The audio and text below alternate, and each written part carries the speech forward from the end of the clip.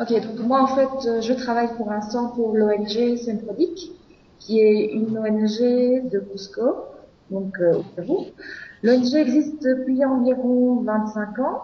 Elle est essentiellement composée de travailleurs péruviens et disons qu'elle se destine principalement à des projets d'agronomie, projets agraires, projets de défense de l'environnement, principalement à travers la formation. Et récemment, en fait, l'ONG vient de développer une nouvelle ligne d'action qui est le tourisme rural et communautaire. Et c'est en fait le projet sur lequel je travaille pour l'instant.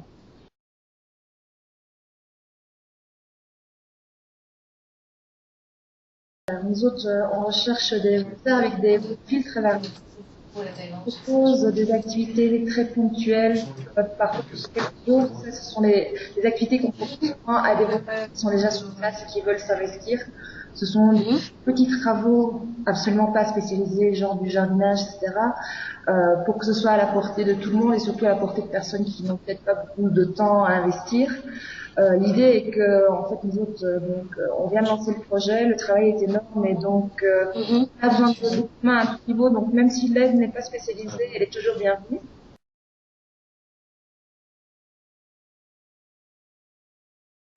D'autre part, on organise des chantiers internationaux, deux chantiers internationaux pendant l'été.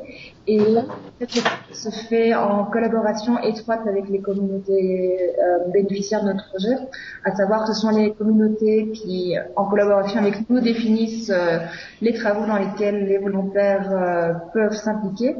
Et là, en fait, cela implique que les volontaires fassent une partie de leur séjour dans la communauté même.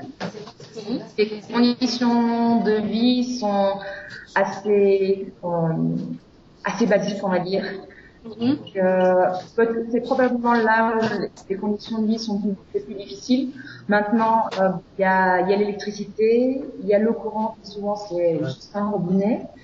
Et alors, finalement, on a un troisième type de profil, ce sont des volontaires qui vivent à plus long terme et qui ont un profil beaucoup plus spécialisé.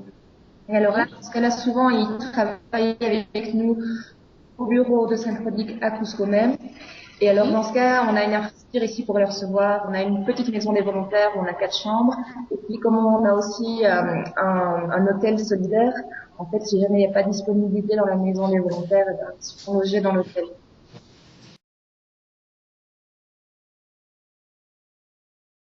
L'accueil est génial, nos bénéficiaires sont vraiment enthousiastes à l'idée d'accueillir des gens partout. Ils font vraiment tout pour que le service, enfin pour que le séjour se passe le mieux. Et par contre, le point super positif, c'est que la cuisine péruvienne est très très bonne et très variée et les plats sont super copieux. Donc au niveau de la nourriture, par contre, il faut vraiment pas se tracasser. Là, c'est tout très bien.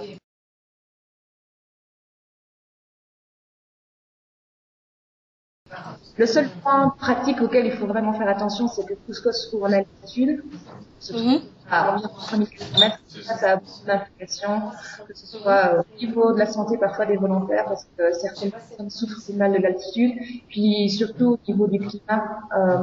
Pendant la nuit, ici, il peut faire froid.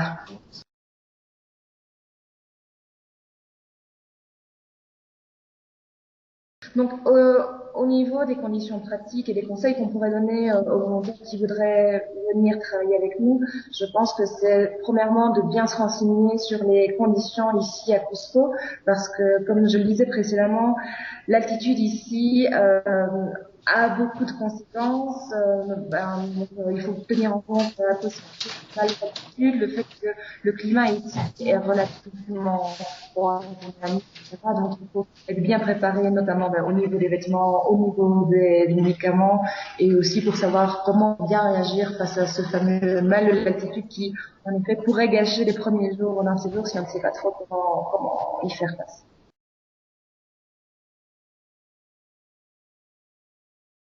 En train de recevoir nos premiers volontaires pour l'instant.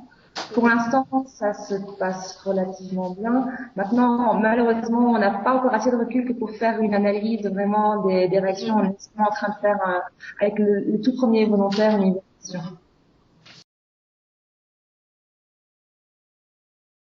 Enfin, La seule chose, c'est que, comme on disait, l'accueil est très sympathique, surtout au sein des communautés rurales. Comme je dis, il y a jamais, vous ne mourrez jamais de faim.